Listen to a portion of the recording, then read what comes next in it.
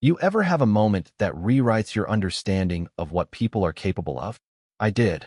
Right in the living room I built with my own hands. Standing in mud, some HOA board member tracked in on her discount designer boots, staring at the wreckage of my so-called unpaid fines. That's what they called it. Anyway, when the board threw a party in my cabin and left it looking like a crime scene crossed with a yard sale. It was supposed to be a celebration. Funny, because the only thing that really got trashed that night was their illusion of control. One trap at a time. Let me back up a sec. See, I didn't swing on anybody, and that took everything I had, because the cameras were rolling and I needed an alibi, not an arrest.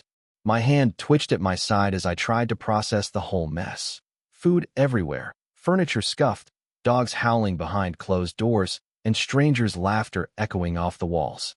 It wasn't just about food or space. It was about control. They waltzed into my house, rewrote the rules, and expected me to play nice, smile, nod, maybe even say thank you. Yeah, that happened.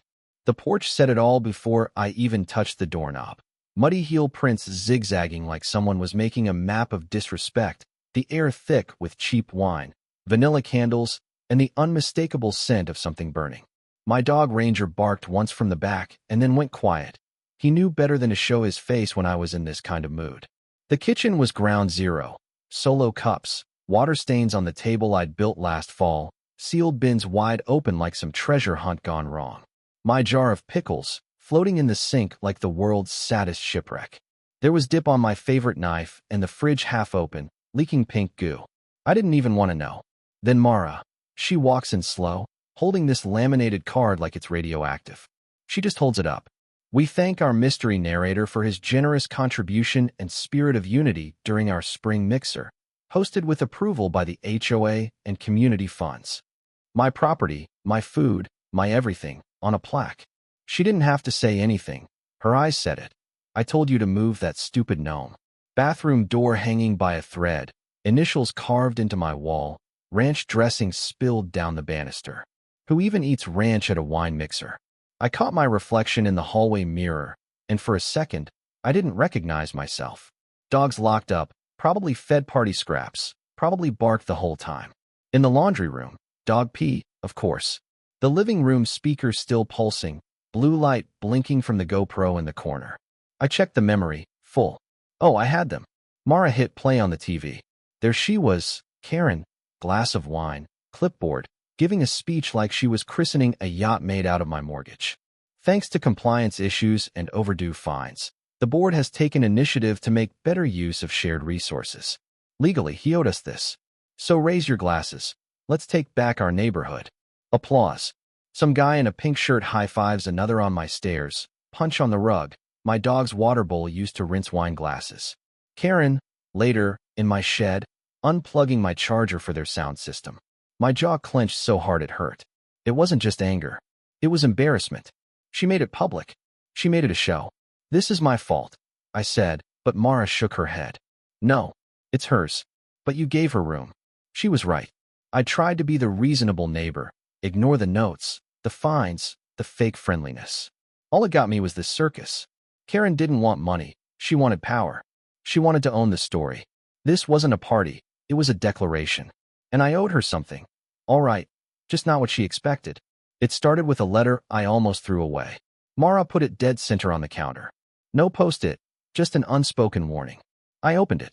Thick card stock, raised letters. Millpines HOA, Administrative Enforcement. Thank you for your contribution to community unity. That's what they called breaking into my home. I handed it to Mara, who opened the big binder we use for taxes and deeds. Check Section 5. Annexation clauses. Found it. Fine print. Gray ink. Bottom margin. Subject to annexation via adjacent lot consolidation, should a supermajority vote be recorded in HOA proceedings. They'd voted 3 weeks ago. I didn't get a ballot. Mara said. You got a form, tossed it as junk mail. She was right. I remembered it. Yellow trifold. Looked like a coupon. All outstanding non-compliance fines are considered resolved via contribution of personal property to community events. They stole my house for a night and called it even. Every violation they listed was fake, backdated, piled up, used my silence as a yes. This isn't about fines, Mara said. It's about rewriting the story. You gave her a blank page. I spent that night watching the GoPro footage, time-stamped, undeniable. Karen, laughing, he hardly uses it. What is this, doomsday jerky? Toasting my exile. He never shows up to anything. I think he likes it better when nobody notices him. They drank to reclaiming space from the lone wolves. Mara sat next to me, quietly. What are you going to do? She asked. Take back the pen. The next day, I combed through every zoning map, county letter, and HOA packet in the house. I found it. Clause 7b, subsection 3. Annexation of privately exempted land requires notarized, signed consent of the property owner. Which I never gave. Mara looked at me. This is your out. No. I said, this is her collapse. Because Karen hadn't just overstepped, she'd forged compliance, stolen access, billed me for it. Mara warned. She'll say you agreed, claim it was verbal. I nodded. That's why I'm going public. That's when Ricky came in, chaos in a baseball cap. If paranoia had a best friend, it was him. He rolled up in his RV, blueprint in hand. This is a map of your cabin. I've been waiting 6 years for you to finally snap. Let's begin. Trap 1, echo chamber. Pressure mat triggers a speaker, Karen's voice, on repeat. Honestly, he's lucky we gave him something to be part of. Trap 2, scent bomb in the guest bath. Boardroom stench. It's bad. Trap 3, public broadcast, hidden projector, mid-party footage on a loop.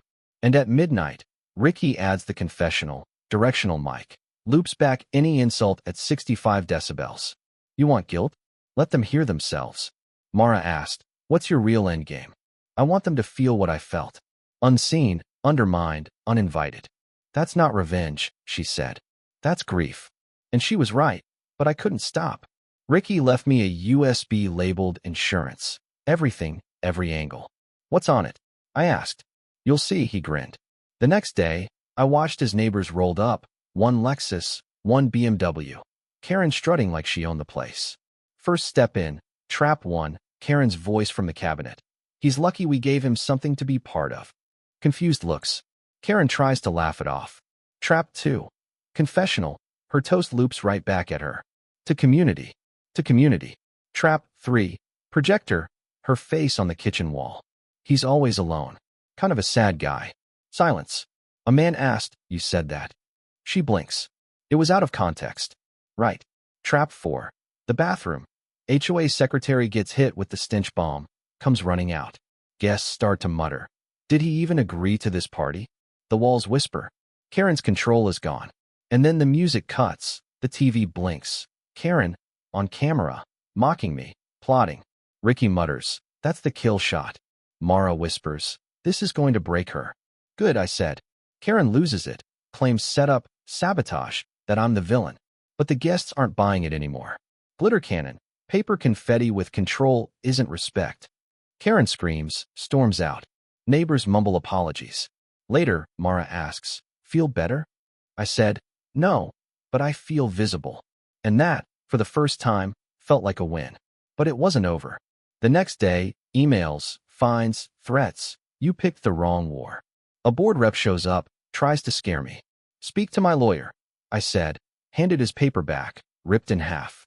Mara follows Karen's PR campaign. She spins it, claims smear tactics. But then a letter from the county clerk. Karen files to remove me for endangering community peace, backed by signatures. People who'd smiled in my kitchen. That night, Mara asked, do you regret it? I didn't answer. She pressed. You have to decide, fight or move on. I opened the original charter, before Karen. Article 7. No board officer may host official events on private property without written consent. She never had it. Subsection D. Violation triggers immediate suspension pending review. This wasn't a fine.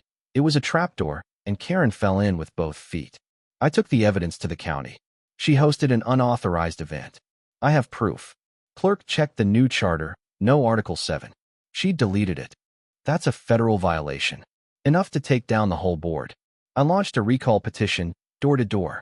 Some people shut me down, but some, like the old man fined for a pumpkin, or the couple ratted out for paint, signed without a word. I had the numbers.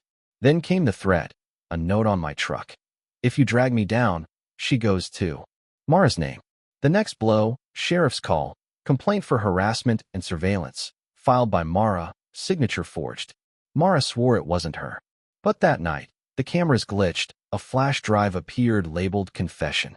Karen's face on video, shaking, scared. I never worked alone. A shadow in the mirror behind her, someone else in the room. The next day, a photo in my mailbox. Me, Mara, her sister, and the question, "You think you know?" Mara lied about that day. For the first time, I didn't sleep beside her, not out of anger, just self-preservation. Because it was bigger than Karen. The petition was postponed. Audit for integrity.